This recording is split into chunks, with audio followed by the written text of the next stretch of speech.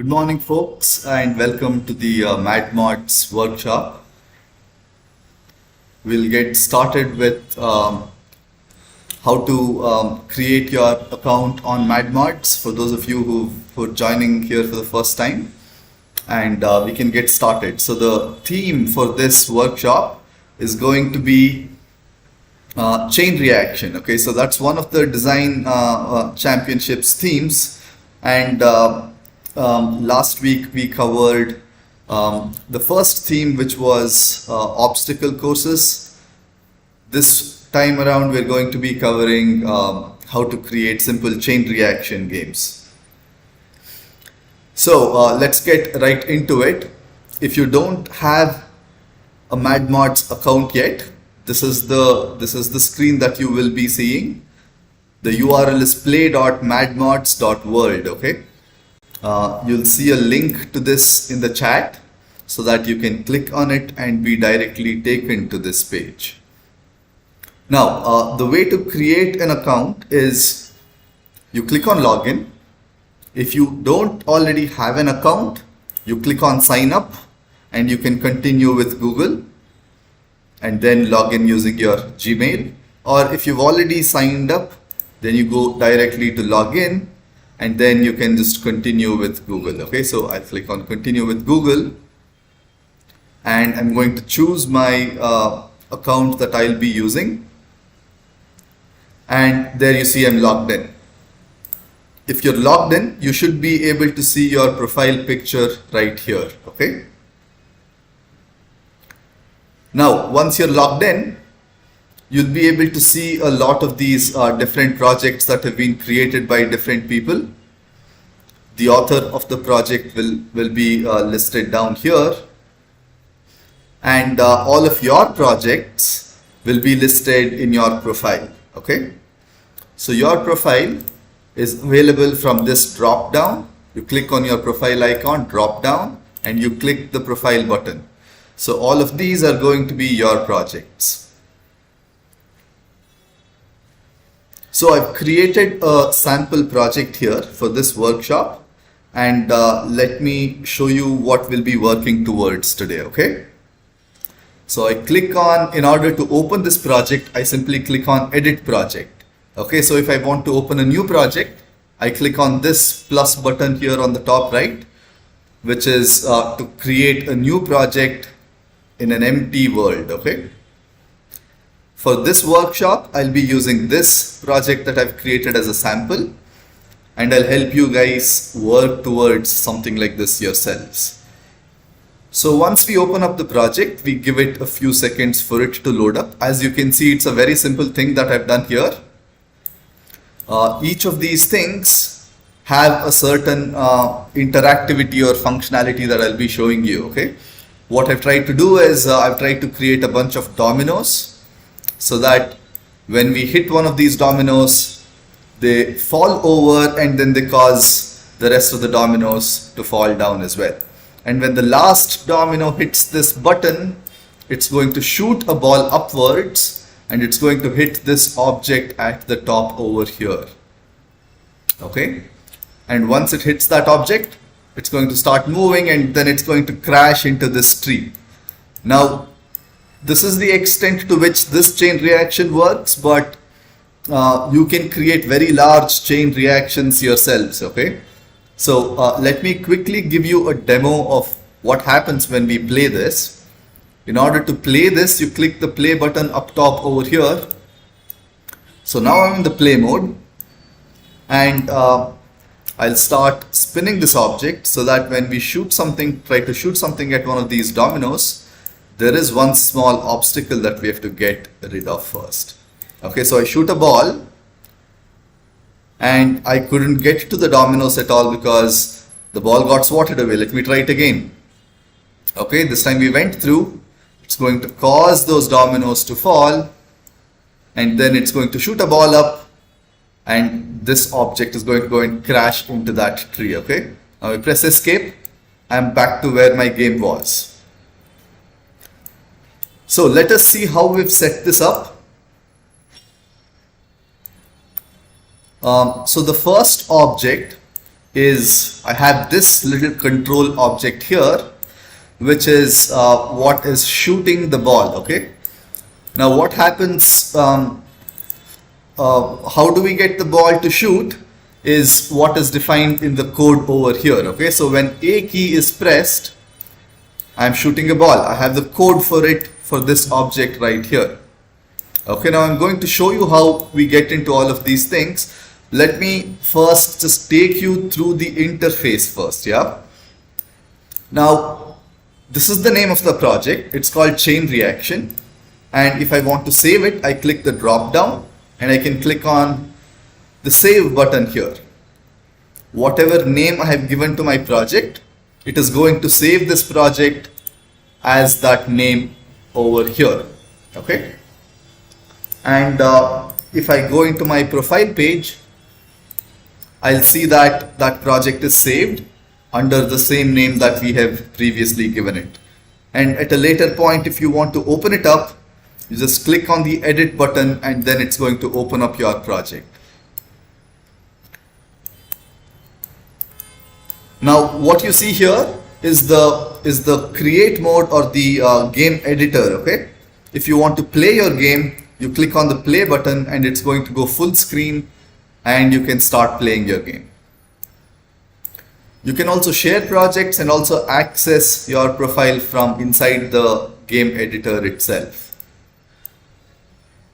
Now that's all of the options you have on the left side panel here. And if you want to do more things, you also have more options on the right side over here, which will be going over. So the first thing here you see here is I have 614 coins, and we'll soon go into what it means to have coins and why we need coins. If we click on the create button over here, it opens up the creation window. You can create objects, you can create code, and you can create sounds. You just have to describe what you want and then the AI is going to generate it for you. Now for those of you who want to start from this project and not from an empty project, let me show you how you can do that. If you go into the community page, which is this, you're going to see the chain reaction project that was saved by me, and you should just be able to remix it and start from that template. Okay, since I'm logged in, I won't be able to remix my own project, but I'll be able to edit my own project from here. But for you guys, if you find this project on the community page, on the home page that is, you simply click on the remix button and then you get started from this project. Okay, now going back into this, we have 614 coins, and let me go into the create tab over here and try to generate a few objects maybe. Let's see what we can generate here. I'll say I want to generate a strawberry fruit. Now I hit the generate button and I wait for a few seconds for the object to generate. Okay. When it first generates, it's not going to be a 3D object, but it's going to be an image preview. Okay. So how do you know that it's an image preview? Because you'll see that there is an orange image icon here. Now, if you're happy with what you see, you can hit the make 3D button, and the make 3D button will convert your image preview into a 3D object, which can then be dragged into your 3D scene. I'll show you how to do that in just a few seconds here. We're waiting for this image preview to get converted into a 3D object. We'll give it a few seconds.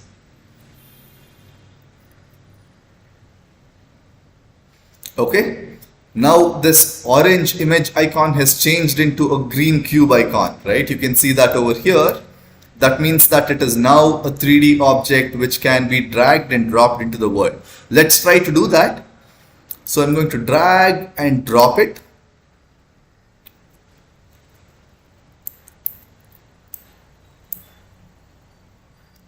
Okay, and it's going to create that 3D object for us. By default, the physics for this, for every object, is going to be static. We don't want it to interact with this tree yet, so we're going to set that to none. The way to do that is we right click on this object to see this context menu. Let me change the name of my object here to just strawberry.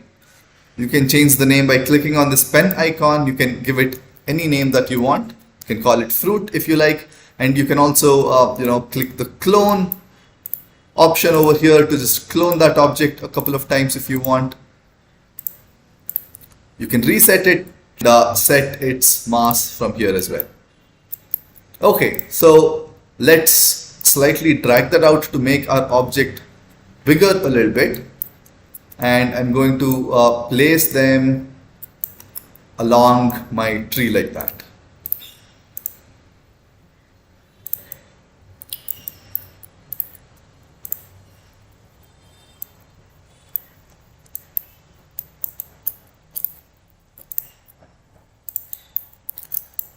Okay, so now we have a few fruits hanging off of our trees.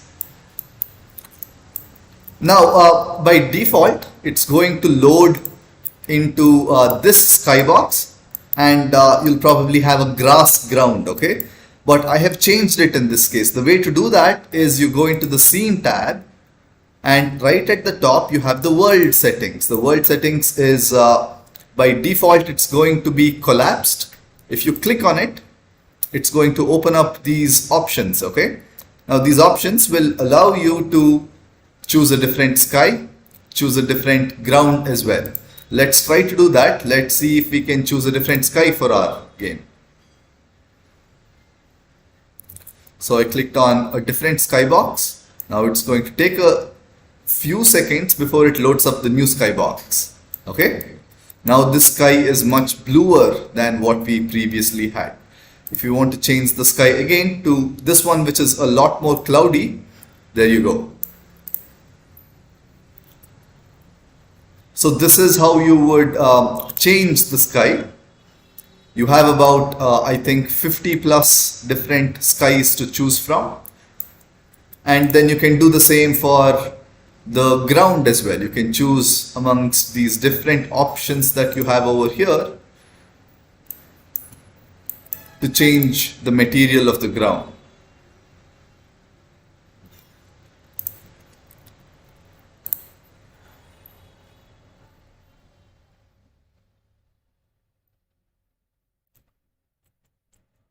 Okay, now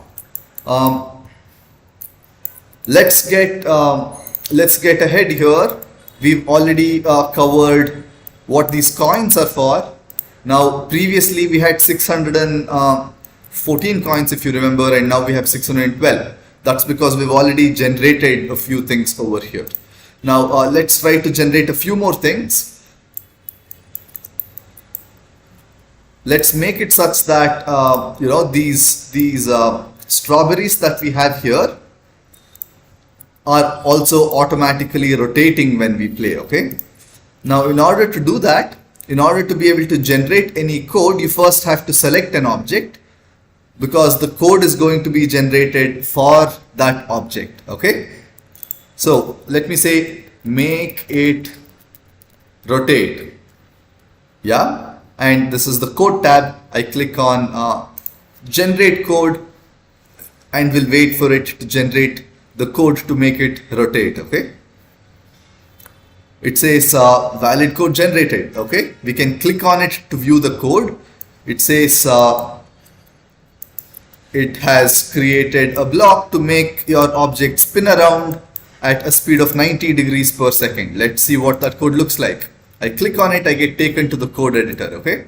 So now this object is going to be rotating at 90 degrees per second when we play. Let's play and see. There you have it. You have that object now continuously rotating. Now let's see if we can do the same for these other objects as well. Now that we've already generated code once, we can simply copy and paste that code into our other objects as well. Let me show you how to do that.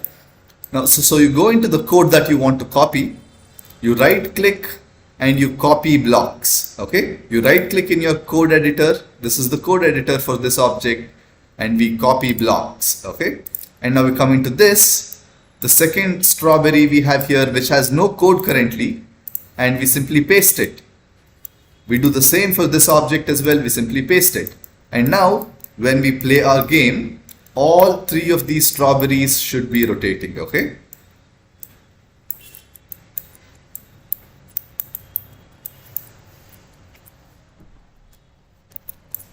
So it seems that a few people are having trouble signing up. Let me just show you how to sign up once again. Okay. Before that, let me just save my project. I'm going to go into this drop down and I'll click on save project. Okay. And then it says saving project. Give it a few seconds. Now project is successfully saved. Okay.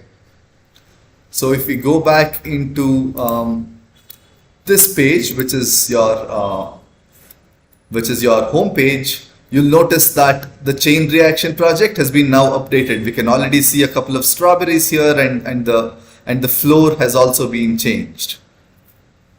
This is because we have saved the project just now. Okay, so I'll close that tab and I'll log out. Let me log out. And now, as you can see, guys, I'm completely logged out. So my profile icon is not showing here anymore. Now the way to log in again is I click on login. If you don't already have an account, you click on sign up. When you click on sign up, you can either continue with Google if you already have a Gmail account. I'll click on continue with Google, and you can choose any account that you want to have to simply use that account for signing in. Okay. Since I've already signed up, I go into login and I click on continue with Google, and then I choose the account that I had used to create my account, and then I get logged in. Once I'm logged in, I'll be able to see my profile picture right here. Okay. Now I'm going to click on the edit project once again, and it's going to load up the project as we had saved it. Okay. So now we have our strawberries here, and then we have the changed floor and the changed sky as well. Now let me show you how I've set this up. Okay. So if you see each of these objects over here, these are objects that I've used from the library. Okay. All the objects that have been created and generated appear in the library, so that you can then drag and drop that into the world. Okay. Let me try to drag and drop a simple object into the world over here. This has been created by this creator. So I simply drag and drop it, and then I'm going to have that object in my world. You can do that for any of these objects.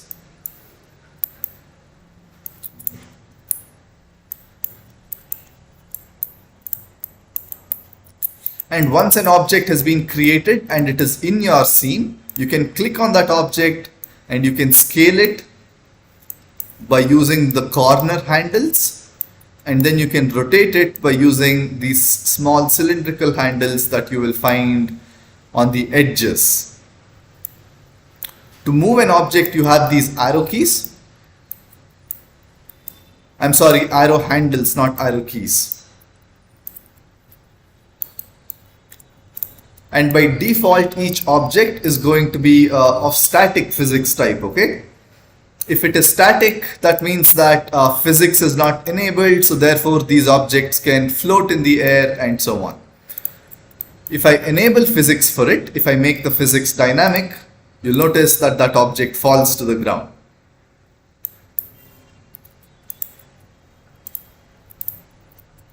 If I make it static again, it goes back to where it was. Now, the way I've created this chain reaction is you'll notice that each of these smaller plates, they all have dynamic physics. Okay, so what that means is when the ball hits this first domino or the plate over here, it falls back. Let me show you what happens if this is not dynamic. Okay, so I'll make it static and then I'll hit the play button, and let us start this object spinning as well. Now since this object is now static, it's not going to fall when it is hit by the football, because it is not affected by physics at all and therefore not affected by collisions. Let's make it dynamic and run the same experiment again. This time, if the ball hits it, it's going to fall, and it's going to cause everything else behind it to also fall down. Okay?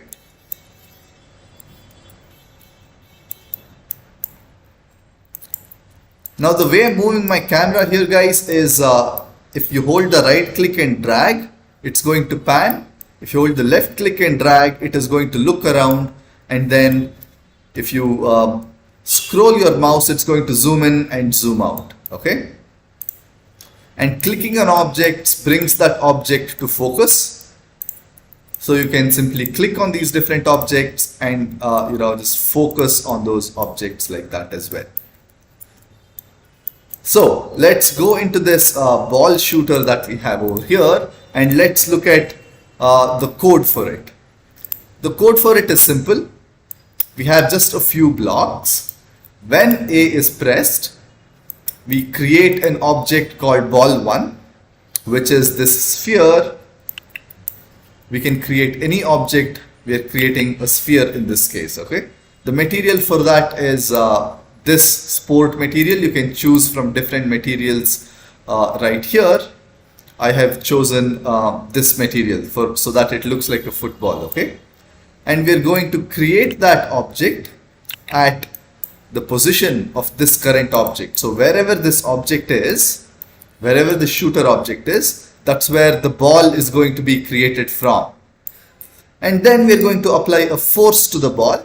The name of the ball is ball1, towards the self object's forward. Self object is this shooter object. Okay. And the forward direction is given by this yellow arrow that we have over here. Now I can also drag that yellow object and say I point it towards that direction, and now if I try to shoot, it's going to shoot the ball in that forward direction. Okay, because our code says shoot it along self object's forward direction. Forward direction being set by this yellow arrow. Let me set the forward direction back to this way, so that when we are shooting these objects, they're shooting it towards those dominoes. Okay.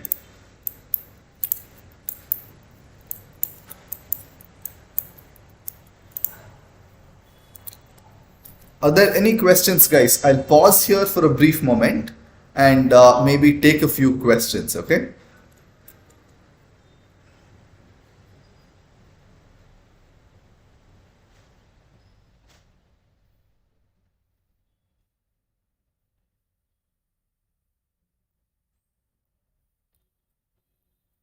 Okay, so a few questions that I'm seeing here. What happens if my coins get over? Okay, if your coins get over, make sure you ask for more coins on the Discord channel. The link to the Discord channel, I think you will find in the chats as well. So please make sure that you join the Discord. That's where you can ask questions, get your issues resolved. You'll also get any product updates, any game updates will come to you on the Discord as well. And if you run out of coins, on a case-by-case basis, we will allocate more coins to you guys. Okay. Now there's another question that we have here. It says object generation failed.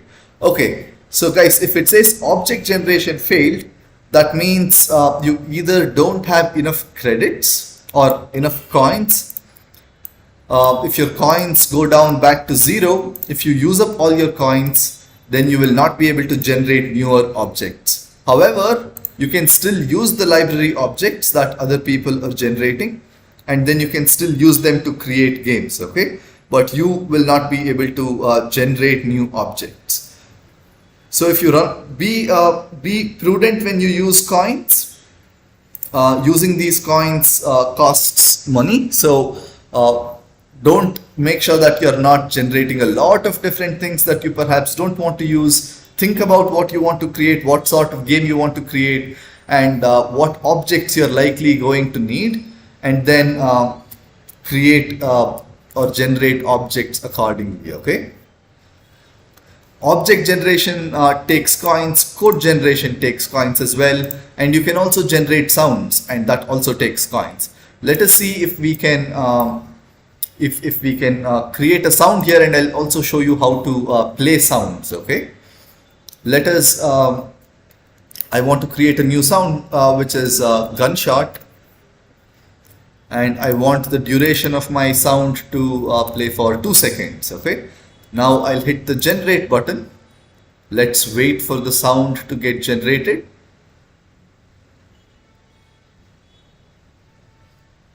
Okay, it says now that sound is generated. Let me play that.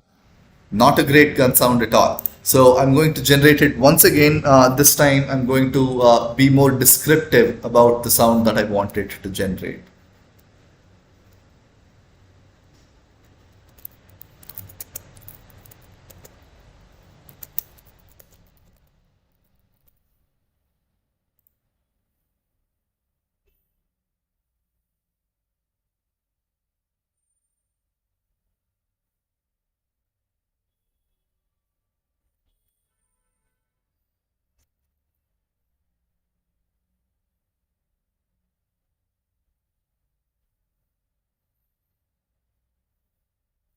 Okay, we've got a new sound.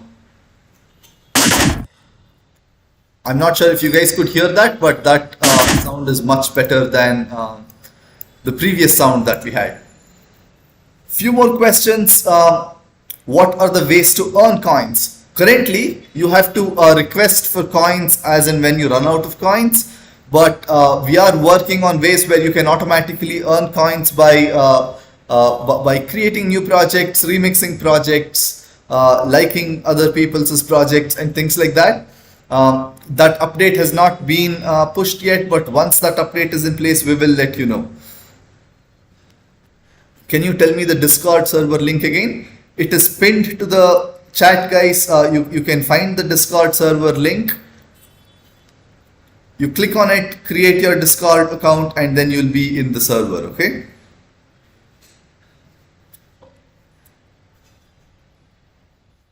Now that we've generated this sound, how do we use this sound? We go back into our library and let us go to sounds. Sounds are also things that we can generate, like we just saw. So sounds work similarly to objects in terms of how you get them into the scene. You simply drag and drop it, and you will then have that sound object in your scene, okay? Just like objects, you can give names to your sounds as well. I'm going to name my sound gunshot, okay? I'm going to copy that name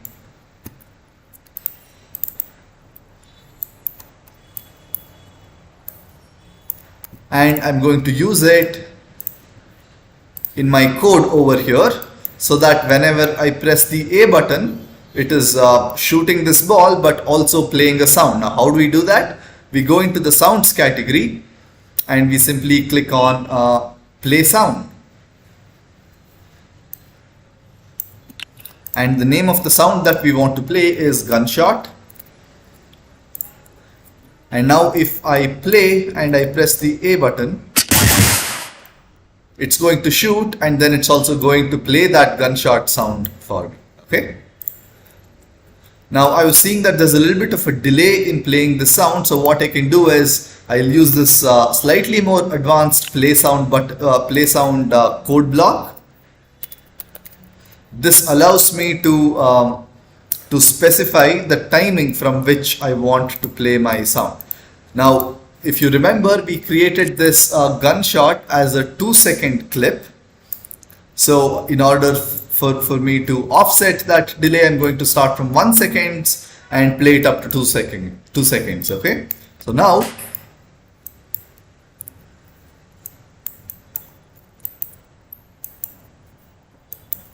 when I play and hear the sound, that sound is almost instantaneous.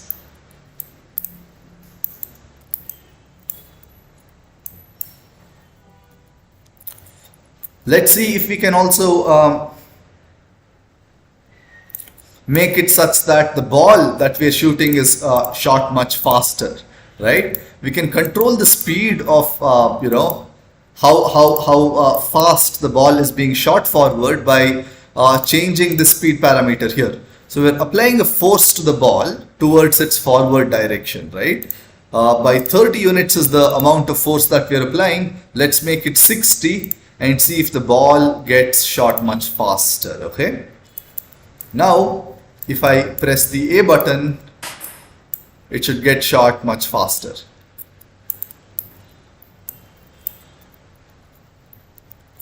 Okay. Now let's go to a few of the other elements in this world or in the scene to see how they're working. This object here is able to rotate at different speeds. Okay. The speeds are just to set the amount of difficulty in being able to hit these dominoes.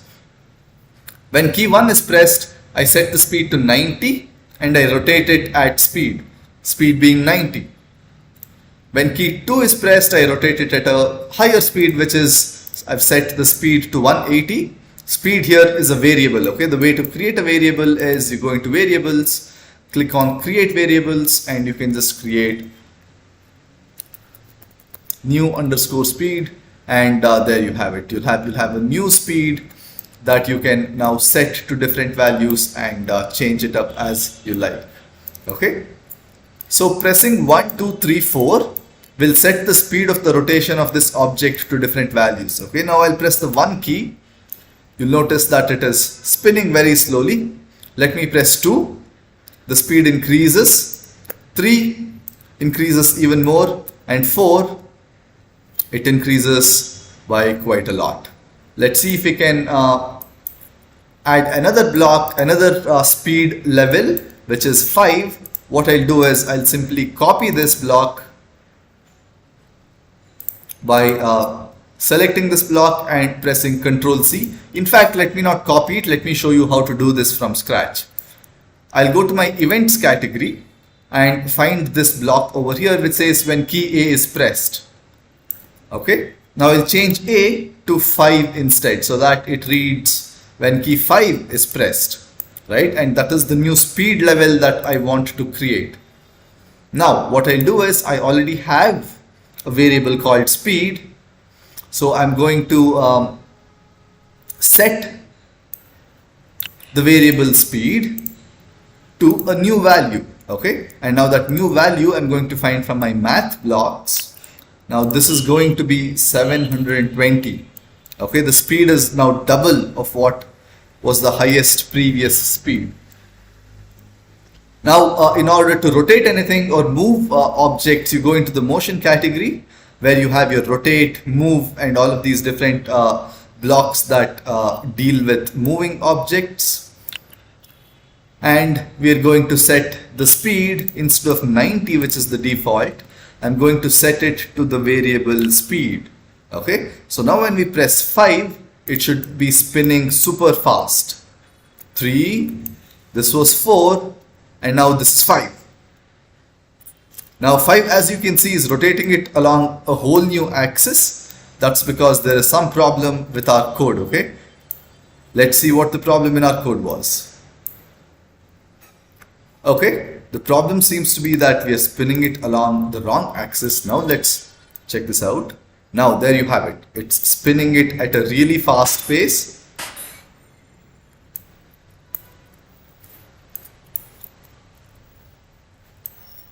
Makes the difficulty of being able to hit these things that much harder. Okay, it's very easy to create duplicates of this object. When you duplicate it, the code is also going to get duplicated, so that you can very easily have two such spinning obstacles as well. Now there is no code for these plates except that they're physics enabled, so that they fall on top of each other. Okay, now the last thing over here that we have is a button, right? Let's look at what the code for this button is. The code for the button is, what's happening is when this last domino falls on top of this button is going to shoot a red ball upwards. Okay, let me show you. When the last domino hits this button, it's going to shoot a red ball upwards, which is going to hit that object at the top. Okay, let's see how that behavior is coded. If I go into the code tab for this, I have one block over here which says when this collides with last domino. Okay, now how do we know that this is called the last domino? That's because I have set the name of this object to last domino.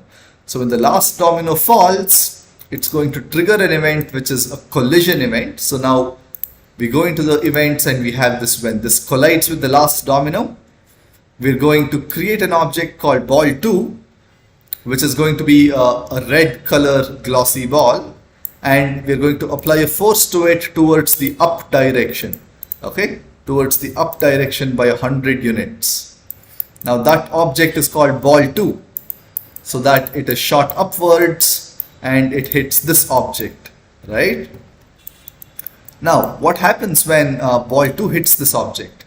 When this object collides with ball2, we remove ball2 from the scene first. So you'll notice that when the red ball hits this object, ball2 also disappears, right? That's because we have that code over here which says remove ball2, and then we start moving right at a speed of 40 kilometers per hour. And then when this object collides with the tree, we stop moving it simply by setting the speed back to 0. Okay, so all of that is illustrated when we play. Let us start spinning. Let's try to shoot a ball. The ball gets shot, it starts moving right, and then it hits that tree over there. Okay, that's a simple chain reaction that we've set up over here. Obviously you can set up your own chain reactions. You can do a lot more. You can extend the same project to create a lot more chain reactions. Someone says tung tung tung sahur. Someone wants to create a tung tung tung sahur from the Italian brain rot. Let me show you how you can do that. Okay, now what you'll I think by default try to do is you go into the create tab and try to create tung tung tung tung sahur. Okay, and you're not going to have much success doing this because the AI has no idea what a tung tung tung sahur is, right? So it's going to create something random. Let's see what it generates. In fact, it's created a fire lizard creature instead, guys, not a tung tung tung sahur. So how do we go about creating a tung tung sahur, right? The way to do this is you can generate objects not just by describing them as text prompts, but also from an image. Okay, so the key is, let us first find an image of tung tung sahur, right? Let's try to do that on Google. And let me go into the image tab over here. And now there are a lot of different objects of tung tung tung sahur, right? Now what we want to select is one that has a clear background. Okay, so this one, for instance, not good because the background is not clear. You want your object to be against a pure black or a pure white background and not having other things in the background as well. So there's a muscular tung tung sahur here, but he's standing in front of a bunch of different studio backgrounds. This will not work very nicely. Okay, let's see if this one can work. Okay, we have a tung tung tung sahur here. I'll open it up and I'll save this image first. Okay, I'll just put this in my downloads. Let us see. Okay, there we have it. This is tung tung sahur. Okay, we have our file.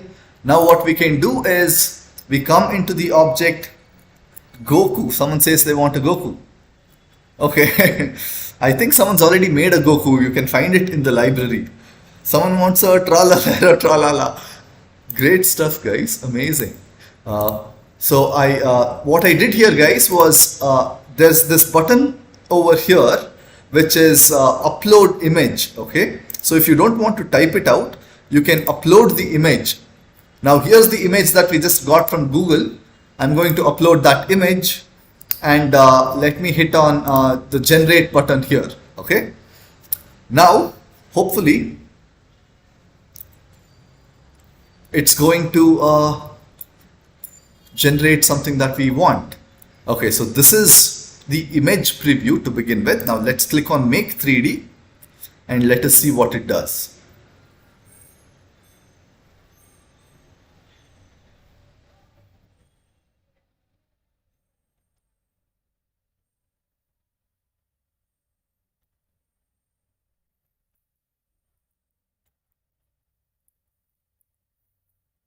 Okay, it seems to have generated something. Let us see what it has generated. Let's drag and drop that into our world.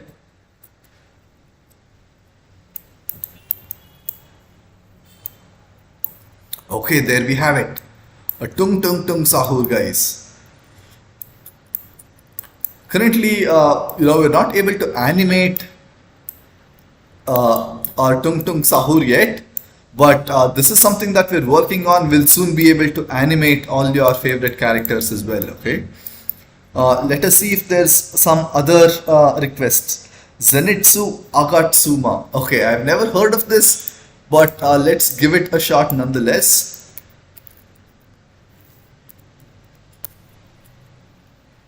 Okay.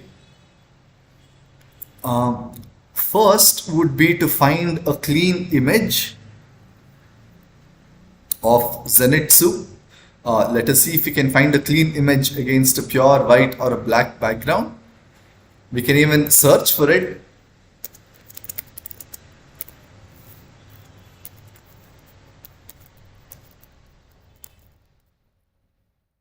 On a white background, okay. Okay, this image here seems like something we can work with.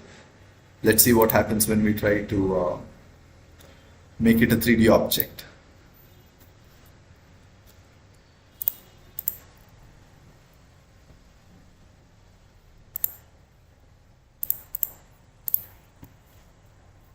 I'm going to save this image first. I'll call it Zenitsu. Okay, now that we have it saved, the process back here is simple. We go to the Create tab, we click on the image upload button, we get our image, and then we click the generate button.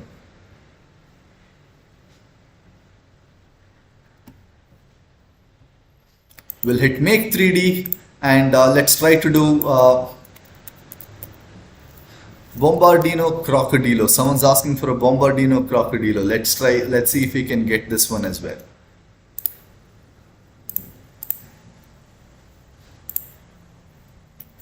I don't know, there are so many different Bombardinos, guys. I don't know which one to choose here. Let's see if we can get this one.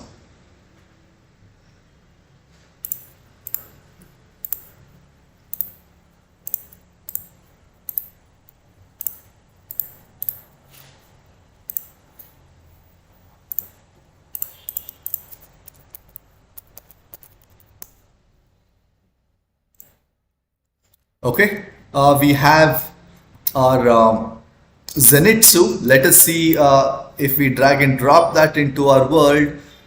Let us see if it's done a good job of creating this.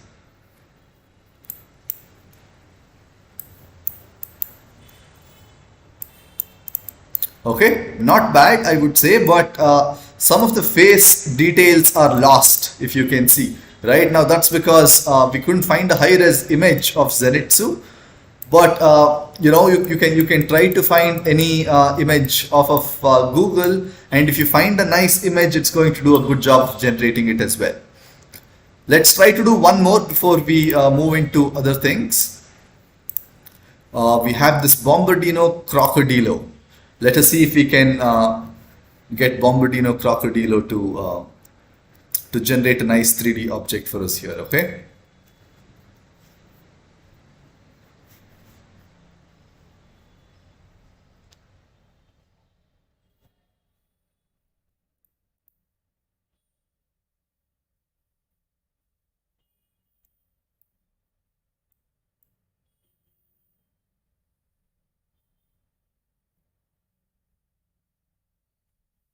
Okay, we have the Bombardino Crocodilo generated. Let's drag and drop that into our world. All of these are available in the library as well, guys. So you should be able to use all of these things that I have created to. Oh, there you go. It's very nice. Looks great. Now let's make the Bombardino a little bit more interesting. Let's see if we can make it move around as well. I go back into my create tab, and this time I want to generate code for it. Okay, so what I do is let's say move slash rotate this object when WASD keys are pressed. Okay, let us see if we can make our Bombardino move around as well.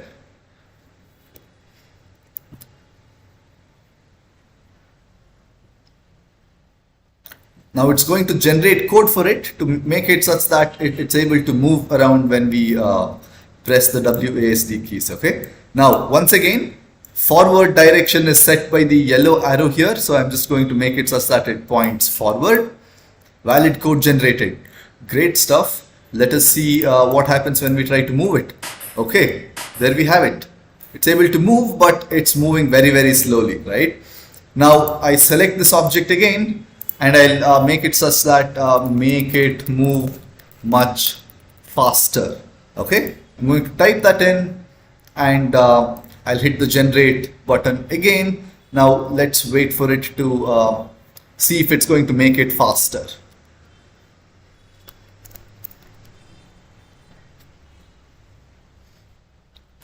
We'll wait for the code to get generated. Okay, now it says valid code generated. It seems to have made it slightly faster. The speed used to be 5, now it is 15. Let's see what speed 15 looks like. Okay. I want it to be much faster, right? So I'll say make it move at say 100 kilometers per hour and rotate at 360 degrees per second. I've asked for very specific numbers this time.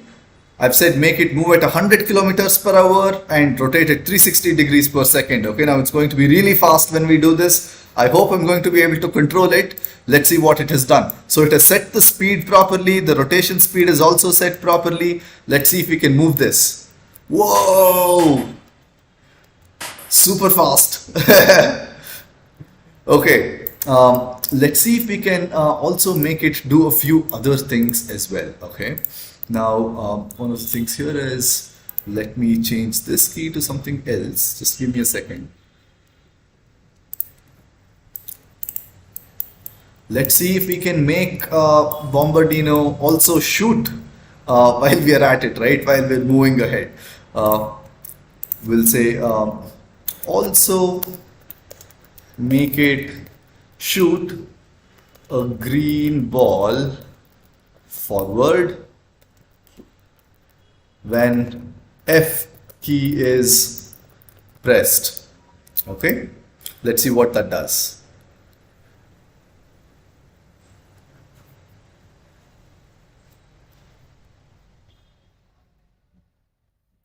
We are generating the code for these things, guys. We're not creating the code manually, but we are asking the AI to generate it for us, right? Okay. It says it has added a new action so that when you press F key, your object will shoot a little green ball forward. Okay. Let us see what that new block of code is right here. It's missed out one thing which I'm going to just add manually, which is remove the green ball first before trying to create it. Okay. Let us see what this does.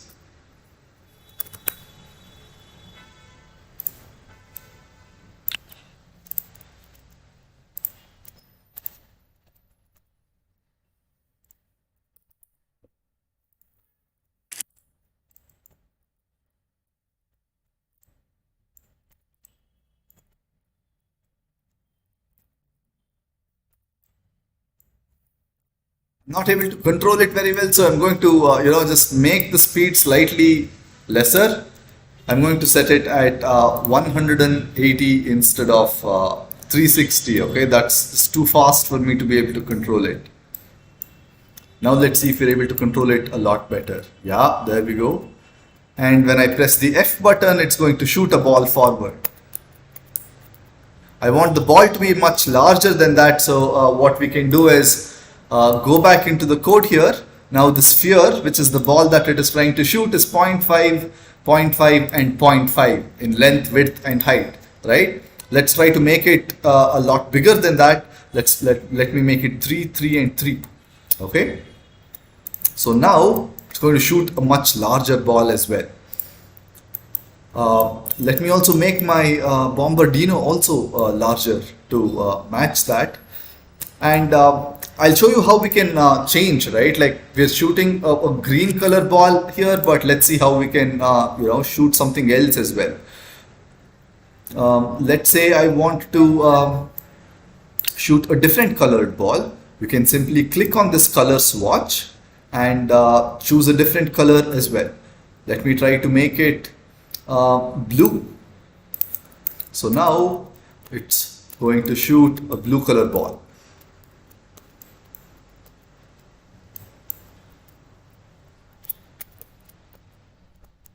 You can also make it such that it's going to fly, but I leave that up to you guys as an exercise. There are a few demos that have flying objects. I hope you guys look around, try to find those templates and see if you can remix it from there. But we deviated slightly. If you remember, we started with creating chain reactions, but we ended up creating a Bombardino which shoots a green bomb out of its mouth, guys. Right, so back to questions. Let's see if we have any questions. We have a lot of requests for creating objects. Satoru Gojo, Vegeta. Okay, let's quickly do those two as well, and that'll be the last request that I'll be taking. Let's see, we have Vegeta. Vegeta in let's say Super Saiyan Vegeta, right? Let's see if we can create this Vegeta. This is like a mini Vegeta as well. Let's see if we can do this.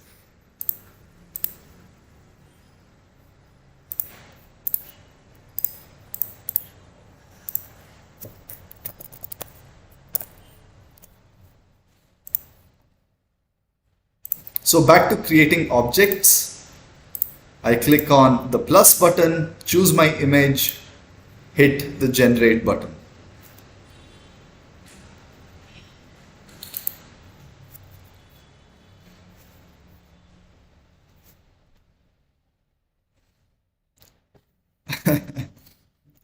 Vegeta is coming up, Namrata. I see that you're a huge fan of Vegeta. Just wait for it here. A few seconds, we'll have Super Saiyan Vegeta. Okay.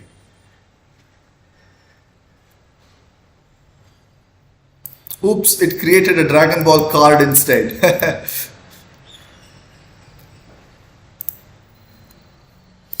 In the meanwhile, let us try to do Gojo. I don't know what a Gojo is.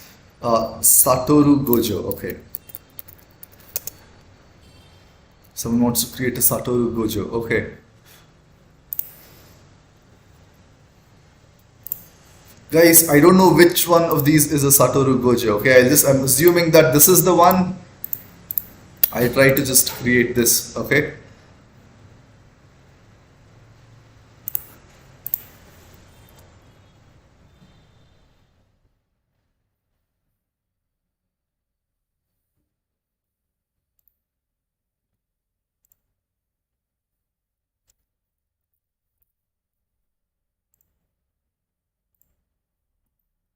Okay, now I see that this is actually not a JPEG file, but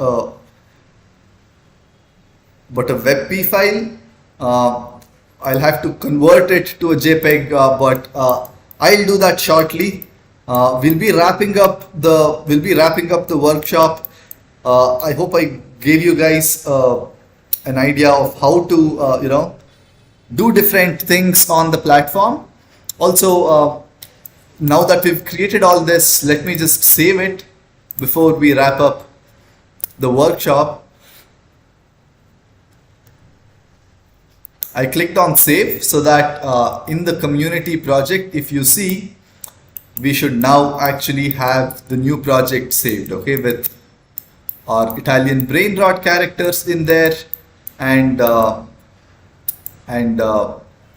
whatever this little character here was, okay.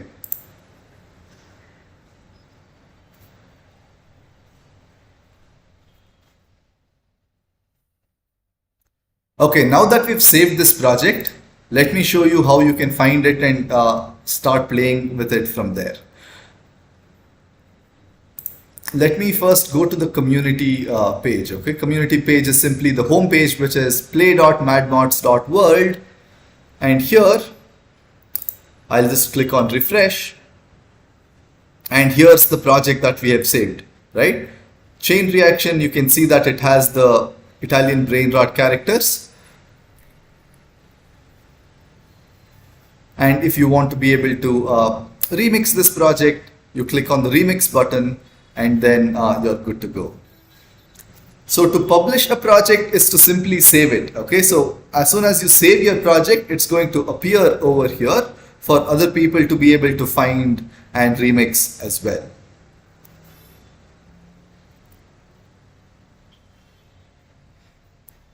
Let me show you once again how to name and save a project. Let us say that we have not saved this project and we want to create a new project from here, right?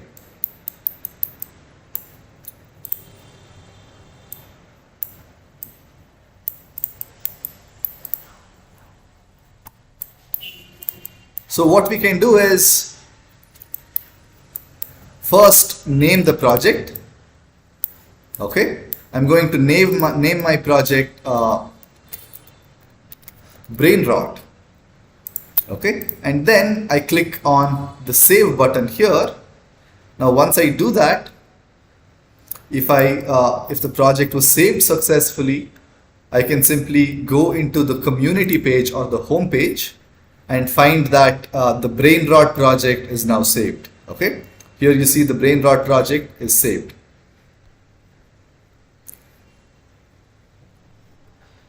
Some people are asking how to create a new project. Let me show you how to do that very quickly as well. First, you want to go to the profile page. Okay, from the community page or the home page, you will not be able to create a new project. You want to go to the profile page, you do that by clicking here and clicking on your profile. Once you're in the profile page, over here you have the new project button over here, right? So you click that button and then you are presented with a blank empty project. So this is your new project. As you can see here, the project does not even have a name yet because we have not given it a name. Okay. Now if I go back to my profile page without saving it, I will not have that project saved at all. So if you create a new project by clicking the plus button, you wait for it to create the new project, then you have to give it a name. I'm going to call it my new project, and if I click the save button and then go back to my profile page, I'm going to see that project here. Okay, and I'm going to see that also in the community page. So my new project also appears in the community page, the one that we just created. Okay.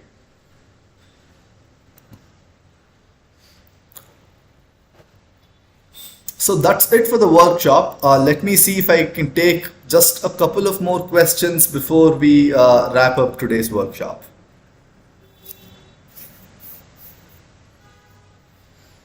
Can we make the game world a sphere?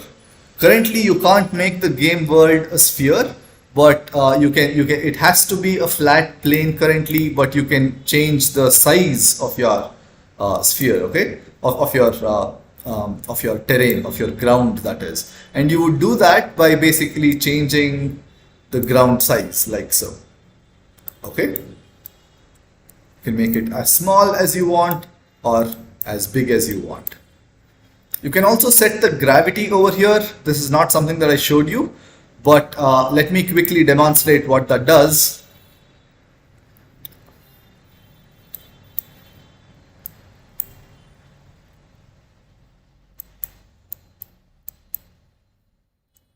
Okay, we have like a statue of Goku here.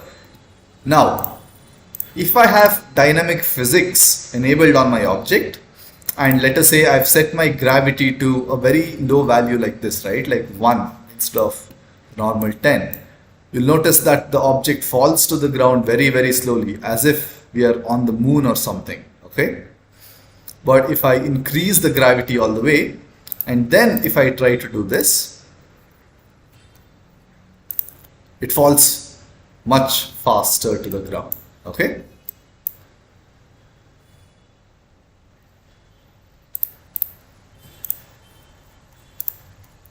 Cool. So that's it, guys. We will be doing another workshop next Sunday. I hope to see you guys there. We will likely have a lot more updates to show you, and happy building. Thank you for joining in, guys. Bye bye. Have a great weekend.